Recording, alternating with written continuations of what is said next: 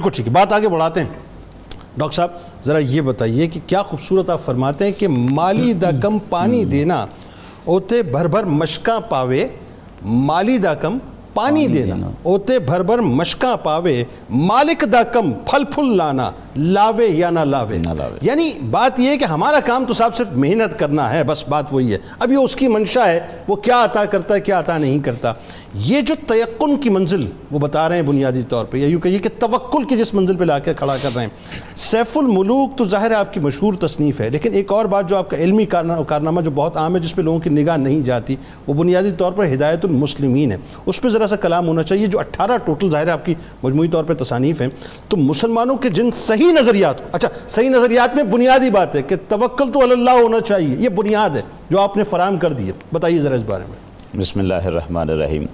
جنید بھائی، سب سے پہلے تو یہ بڑی مبارک کی بات ہے کہ آپ اردو سپیکنگ ہیں مکمل طور پر، اور پنجابی سے بالکل تعلق نہ ہونے کے باوجود اسے پوری طرح سمجھ بھی رہے ہیں اور بیان بھی کر رہے ہیں۔ میں حقیقت آپ کو مجھے اس میں کہنے میں بالکل بخل نہیں ہے، میں ظاہر ہے پنجابی سے آشنا نہیں ہوں، لیکن یہ میری ریسرچ ٹیم، مطلب خاص طور پہ میں ان کا شکریہ ادا کرنا چاہوں گا کہ میں نے ان سے سمجھا اور انہوں نے مجھے سمجھایا، میں سمجھنے کی کوشش کر رہا ہوں۔ ماشاءاللہ یہ آپ کی قابلیت ہے، اور اسی کے ساتھ یہ کہ فیضان ہے کہ بزرگوں نے جو کلام لکھا ہوتا ہے وہ کہتے ہیں نا کہ محبت کی اپنی زبان ہوتی ہے، جو کلام لکھتے ہیں پھر وہ دل میں اترتا چلا جاتا ہے۔ الحمدللہ۔ یہ میاں صاحب کا جو توکل ہے اور یہ جو معاملات ہیں تم نہایت اعلیٰ درجہ کے، میں ایک عرض کرنا چاہتا ہوں کہ سیف الملوک نے میاں صاحب کو ایک پنجابی صوفی شاعر کے طور پر سامنے کیا ہے، لیکن ان کی عالمانہ حیثیت جو ہے وہ لوگوں کی نظروں سے اوجھل رہی۔ جی جی 18 کتابوں کے مصنف، اور ان کتابوں میں بھی ایک پوری کتاب فارسی زبان میں، تذکرہ مقیمیہ پوری کی پوری فارسی زبان میں اللہ اکبر۔ جو کتاب ہدایت المسلمین جس کا آپ نے نام لیا ہے، یہ مسلمانوں کے جو نظریات اور عقائد ہونے چاہیے ان کی تشریح کی ہے انہوں نے، اور قرآن مجید اور احادیث کی کتابوں سے، کتابوں کے نام لے لے کر، بابوں کے نام لے لے کر، یعنی ان کے اندر کون سا باب ہے، کون سی کتاب ہے، کون سی حدیث ہے، آیت کون سی ہے، حوالے دے دے کر انہوں نے ان کے لکھی، ان کی تشریحات کی۔ مثال کے طور پر میں آپ کے سامنے پیش کرتا ہوں، قرآن مجید میں آیت ہے ایاک نعبد و ایاک نستعین، اب اس کی تفسیر کر رہے ہیں ہدایت المسلمین میں۔ ایاک جو آیت آئی فاتحہ اندر پائی، مانی سنو او دے جوں دسے صاحب علم صفائی۔ اب وہ کہتے ہیں کہ آیت جو فاتحہ کے اندر آئی ہے، میں اس کا معنی سمجھاتا ہوں جس طرح صاف علم والے لوگوں نے اس کا معنی سمجھایا ہے۔ اب وہ معنی جب اس کا سمجھانے لگتے ہیں، ایاک کا مطلب ہے کہ ہم صرف تیری عبادت کرتے ہیں، تجھ ہی سے مدد چاہتے ہیں۔ اب وہ کہتے تجھ ہی سے مدد چاہتے ہیں، یاری منگا خاص ربے تھیں، قادر مطلق باری، لیکن ظاہر نبی ولی تھیں، جائز منگن یاری۔ وہ کہتے ہیں ایاک کا جو مطلب ہے کہ ہم صرف تیری تجھ سے ہی مدد چاہتے ہیں، وہ کہتے ہیں اس کا مطلب ہے خاص مستقل طور پر مدد صرف اللہ کی ہوگی جو قادر بھی ہے، مطلق بھی ہے، باری بھی ہے، لیکن وسیلے کے طور پر، سبب کے طور پر نبی اور ولی سے مدد مانگی جا سکتی۔ کیا کہنے؟ وچ حقیقت فائل اللہ، وچ مجاز وسیلہ، وچ حقیقت فائل اللہ، وچ مجاز وسیلہ، واسطیوں مکھ موڑ نہ مولے، پھڑ دامن کر ہیلا۔ کیا بات کہتے ہیں حقیقت میں فائل اللہ ہے اور وسیلہ جو بنتا ہے تو مجازی معنی میں ہے، تو ایک دامن پکڑ کسی کا، وسیلہ اور ہیلا کر، ہیلا کر۔ آگے وہ کہتے ہیں وما رمیتا، کیا جو رب نے، وما رمیتا اذ رمیتا، وہاں وہ لا رہے ہیں کہ حضور نے مٹی پھینکی تھی ایک مٹھی، اللہ نے فرمایا یہ تو نے نہیں پھینکی، یہ تو اللہ نے پھینکی ہے، ولکن اللہ رما، ولکن اللہ، وما رمیتا، کیا جو رب نے، کارن یار پیارے، تود نہیں ہو ریت وگانی ہو سن کام ہمارے۔ سبحان اللہ۔ کہتے ہیں کہ وہ جو تو نے مٹی پھینکی تھی، اللہ فرماتا ہے مصطفیٰ وہ تو نے نہیں پھینکی، وہ تو ہم نے پھینکی ہے۔ اللہ رمی نبی ولی وچ فائل مولا، رمیوں رمز پشانو، سمجھو تیر اس تیر اندازوں نہیں کمانو جانو۔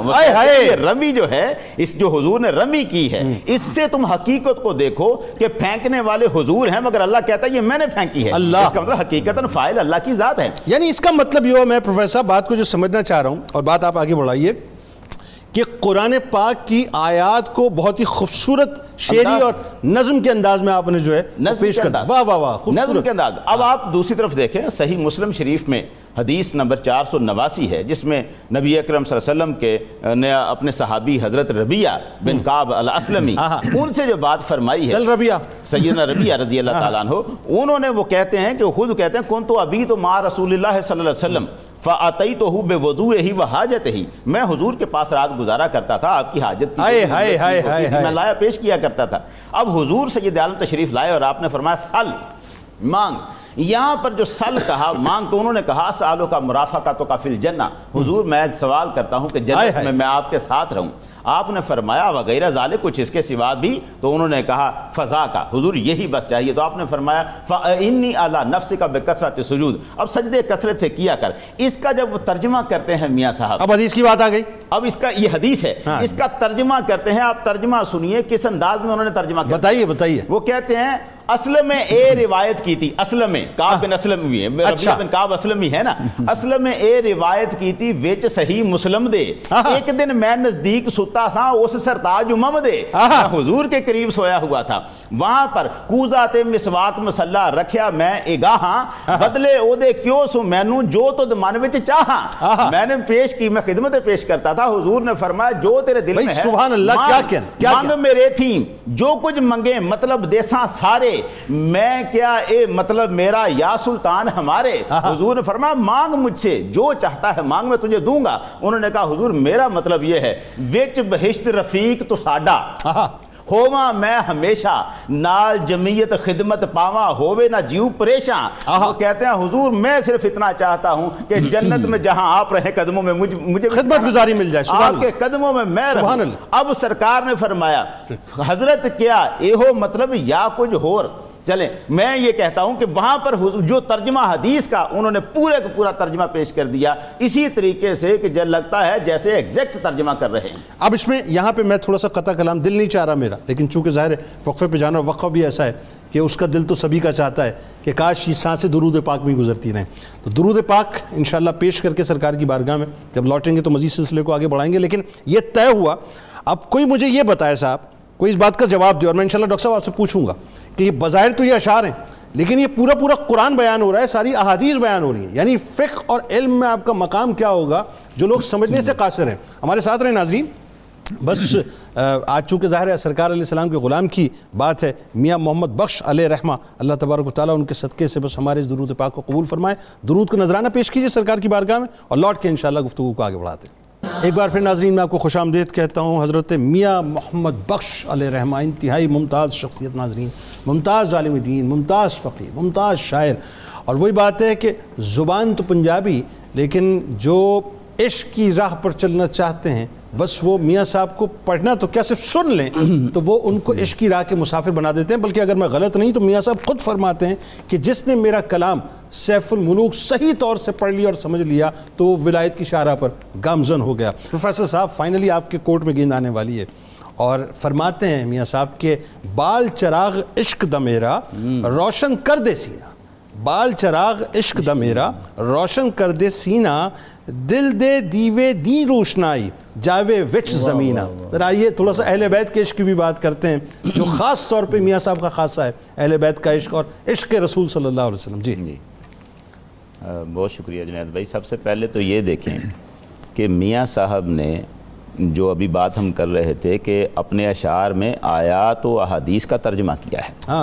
سیف الملوک کو بھی جب ہم دیکھتے ہیں تو اس میں جو اشعار ہیں وہ ایک ایک شعر آیات اور حدیث کا ترجمہ کرتا چلا جاتا ہے۔ آغاز کرتے ہیں اول حمد ثناء الہی جو مالک ہر ہردا، اس دا نام چتارن والا کسے میدان نہ ہردا۔ اب یہ سیدھا ترجمہ ہے الحمدللہ رب العالمین، سبحان اللہ، کیا کہنا ہے؟ ساری حمدیں اللہ کے لیے جو تمام جہانوں کا رب ہے۔ اول حمد ثناء الہی جو مالک ہر ہردا، یہ ترجمہ کر رہے ہیں، ان کا انداز یہ ہے۔ اب وہ کہتے ہیں کام تمام میسر ہوندے، نام اودا چت دریاں، ریمو سکے ساوے کردہ سکیروں ساڑے ہریاں۔ وہ کہتے ہیں کہ جو اس کا نام لیتا ہے اس کے سارے کام ہو جاتے ہیں۔ پروردگار نے یہی قرآن مجید میں بھی فرمایا انتم الاعلون ان کنتم مومنین، تم ہی غالب رہو گے اگر تم ایمان والے ہو۔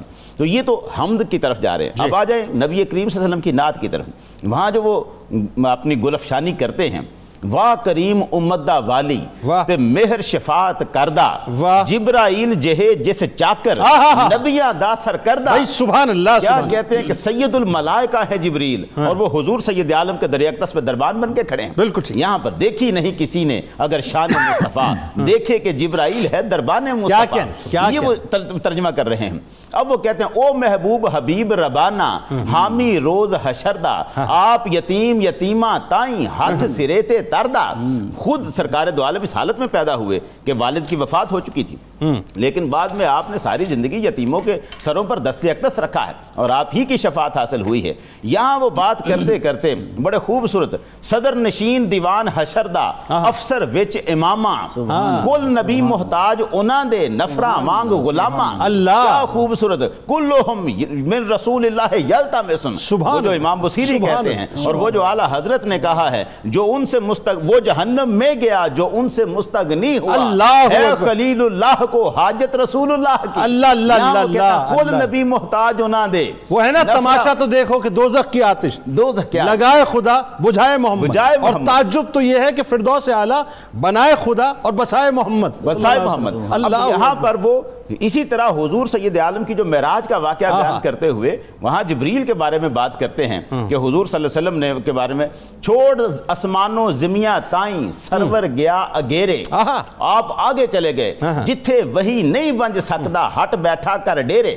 اب اس طریقے سے کہ معراج جبریل بھی جہاں نہیں پہنچ سکتا وہاں سرکار دو عالم تشریف لے کے گئے. بس آخر میں اہل بیت کے حوالے سے اہل بیت کے حوالے سے بوستان کلندری میں میاں محمد بخش صاحب لکھتے ہیں در بوستان عالم چو ابر نو بہاری در بوستان عالم چو ابر نو بہاری جا ریست فیض ایشاں از بحر گل فضائے اے واصلان درگاہ ہو کاشفان اسرار اے آل پاک سرور اولاد مرتضائے. وہ کہتے ہیں علی مرتضیٰ کی اولاد ہے حضور کے آل پاک ہیں. اس طرح ان کا فیض جاری ہے جیسے نو بہار کا بادل برستا ہے اور پھولوں کی افزائش کر رہا. اللہ تبارک و تعالیٰ اس گفتگو کو اپنی بارگاہ میں قبول فرمائے اور میاں بخش علیہ رحمہ عارف کھڑی علیہ رحمہ کا فیضان ہمیں یہاں بھی عطا فرمائے اور ان کی نظر کرم ہمیں وہاں بھی انشاءاللہ عطا فرمائے. جو ذکر کرنے والے تھے اور جو ذکر سننے والے تھے سبھی کے حق میں اللہ تعالیٰ اس دعا کو قبول فرمائے.